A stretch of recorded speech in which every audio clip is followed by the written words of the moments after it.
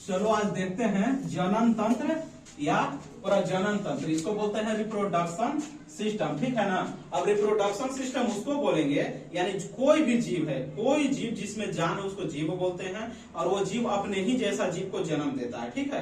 तो अपने जैसा जीव को जन्म देना ही जो है उसको बोलेंगे क्या, जनन की क्रिया। ठीक है। अगर कोई भी जीव अपने जैसा जीव को जन्म देता है उसको बोलेंगे जनन की क्रिया। ठीक है। और ये दो प्रकार का होता है, अलैंगिक होता है और लैंगिक होता है। ठीक है। अलैंगिक को बोलते हैं सेक्सुअल रिप्रोडक्शन और लैंगिक को बोलते हैं सेक्सुअल रिप्रोडक्शन। अब देखिए अलैंगिक में क्या होता है, इसमें माता पिता का जरूरत ही नहीं होता है। ठीक है। इसमें एक ही जीव है, कोई भी एक जीव है, और वही जीव क्या करेगा, दो टुकड़ा में विभक्त हो जाएगा या नया जीव का निर्माण कर देगा। ठीक है। किसी तरह से करें। ठीक है। अलैंगिक जनन में बहुत प्रकार का जो है अलैंगिक जनन है, लेकिन ये अलैंगिक जनन में क्या होगा, एक ही जीव है और एक ही जीव जो है नया स्पेसीज बना देगा, नया जो है वो क्या है, जीव का निर्माण कर देगा। ठीक है। तो अलैंगिक जनन में हम लोग क्या देखेंगे कि सबसे पहले जो है विखंडन के बारे में। विखंडन का क्रिया जो है ना सामान्यतः जो है अमीबा में देखा गया है, और अमीबा का कोई आकार नहीं होता है। ठीक है। अमीबा आप किसी तरह से बना सकते हैं, बशर्ते उसमें कोन नहीं होना चाहिए।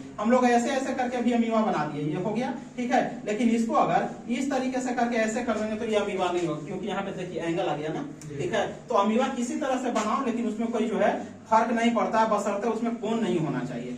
अब देखिए अमीबा का एक और है, अमीबा में जो है उसका प्राकृतिक मृत्यु नहीं होता है। ठीक है। अमीबा को हम लोग जो है नेचुरली यानी गॉड गिफ्टेड कहो, इसका मृत्यु नहीं है। जब भी ये देखेगा अपने आप को खाएगा, और खाने के बाद क्या होगा, जो न्यूक्लियस है केंद्रक इसको बढ़ा लेगा और दो टुकड़ा में बढ़ जाएगा। फिर ये भी क्या करेगा, दो टुकड़ा में बढ़ जाएगा। यानी कि अमीबा कभी नहीं मरता है। लेकिन इसको हम लोग कैसे मार देते हैं, पानी, अमीबा जो है जलीय जीव है, ये पानी में रहता है। अब बताइए जो गंदा पानी है उसमें है और उस पानी को खौला दीजिए, बेचारा अमीबा क्या होगा, मर जाएगा। ये उसको हम लोग मारे ना, प्राकृतिक मौत तो नहीं है। ठीक है ना। तो अमीबा में जो है क्या होता है, फिजन की क्रिया होती है यानी विखंडन की क्रिया होती है। तो एक एग्जांपल याद रखना है अमीबा।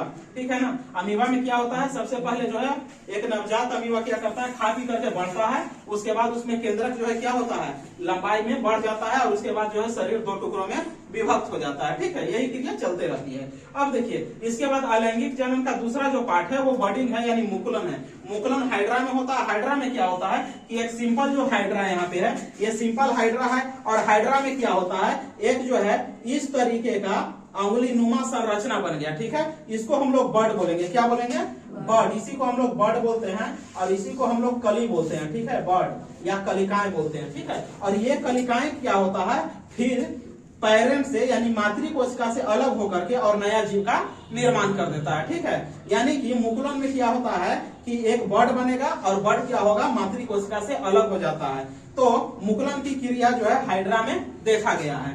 फिर यहाँ देखता है कायिक जनन। कायिक मान काया मतलब होता है शरीर। ठीक है ना। बहुत से जो है आप लोग अगर युग में शब्द पढ़े होंगे तो काया है ना, तो काया का मतलब होता है शरीर। तो एक चीज याद रखिएगा, ये कायिक जनन में जो है शरीर के कोई भाग से, ठीक है ना, शरीर के कोई भाग से जो है नया जीव का निर्माण हो जाता है। और ये सामान्यतः जो है किसमें होता है, पेड़ पौधों में होता है। ठीक ना।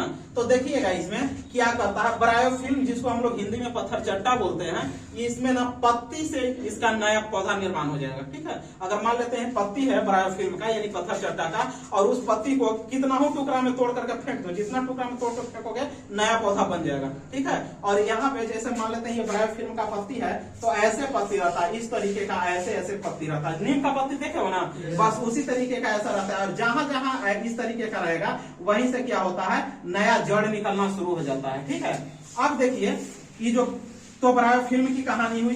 गन्ना हम लोग देखते हैं केतारी जिसको बोलते हैं। तो ईख में देखिएगा हम लोग क्या करते हैं, उसमें इतना बड़ा बड़ा गुल्ली यानी कि जहां से जो केतारी लगता है कि ज्वाइंट हो गया है, वहां से हम लोग क्या करते हैं, उसमें एक आंख होता है। ठीक है। उसको देखिएगा तो लगेगा कि आंख है, और वहां से क्या करते हैं हम लोग, बीच में से काट देते हैं, उसको रोप देते हैं, नया केतारी तैयार हो गया। हम लोग गन्ना को भी उसी तरीके का, हम लोग आलू रोपते हैं तो उसी तरीके का रोपते हैं। आलू में बहुत सारे आंख होता है, उसको क्या करते हैं, गाड़ देते हैं, और गाड़ने के बाद फिर नया आलू तैयार हो जाता है। ठीक है। गुलाब में हम लोग वही करते हैं। यानी कि हम लोग देखिए अलग अलग तरीके से जो है कायिक जनन करवा रहे हैं। ठीक है। अब कायिक जनन जो है, अलैंगिक जनन हमारा यहीं पर खत्म होता है। लैंगिक जनन में हम लोग देखते हैं, तो देखिए लैंगिक जनन में नर और मादा दो का आवश्यकता पड़ेगा ही पड़ेगा। अदरवाइज जो है लैंगिक जनन होगा ही नहीं, ठीक है ना। तो लैंगिक जनन में नर और मादा जो है युग्मक का मिलना आवश्यक है, ठीक है ना। नर युग्मक को हम लोग शुक्राणु बोलते हैं और मादा युग्मक को अंडाणु बोलते हैं, और ये जब तक नहीं मिलेगा जब तक जो है लैंगिक जनन नहीं कहलाएगा, ठीक है। तो लैंगिक जनन में सबसे पहले हम लोग देखते हैं कि जो नर जनन अंग होता है उसमें टेस्टोस्टेरोन हार्मोन, हम लोग पढ़ेंगे आगे कि टेस्टोस्टेरोन हार्मोन क्या है, ठीक है। तो ये जो टेस्टोस्टेरोन हार्मोन है ना, ये पुरुष में जो है गौण लक्षण को दर्शाता है, जैसे दाढ़ी आ जाता है, मूंछ आ जाता है, ठीक है ना। तो ये चीज है। इसके बाद जो है कि छाती के आसपास बाल आ जाता है, तो ये सब टेस्टोस्टेरोन के कारण होता है, ठीक है। इसके बाद हम लोग देखते हैं पुरुष में जो जनन क्षमता होती है लगभग 14 साल में स्टार्ट हो जाता है, और जब तक पुरुष मरता नहीं जब तक उसका जनन क्षमता बरकरार रखता है। यानी कि एक बूढ़ा आदमी जो 80 साल 90 साल का भी अगर कोई बूढ़ा आदमी है वो भी जो है बच्चे पैदा कर सकता है, ठीक है। यानी कि शुक्राणु मरते दम तक बनते रहता है। लेकिन लेडीज में ये चीज नहीं होती है। महिला में 12 साल 14 साल में जो है वो क्या होते हैं, जनन क्षमता स्टार्ट होता है, लगभग 40 45 50 होते होते खत्म हो जाता है, ठीक है। इसके बाद जो है महिलाएं जो है बच्चे को जन्म नहीं दे सकती, लेकिन पुरुषों में इसका उल्टा है। एक बार स्टार्ट हो गया तो ये जीवन भर जो है बच्चे पैदा कर सकते हैं, ठीक ना।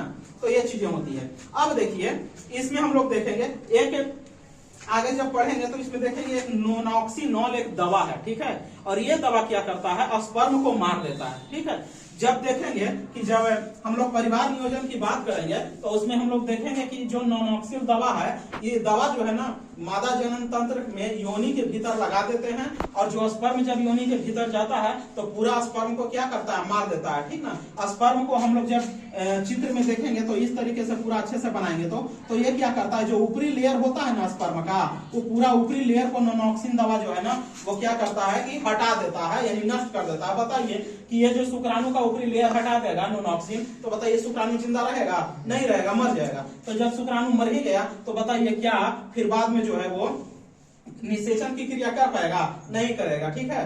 तो चलिए फिर आगे देखते हैं। और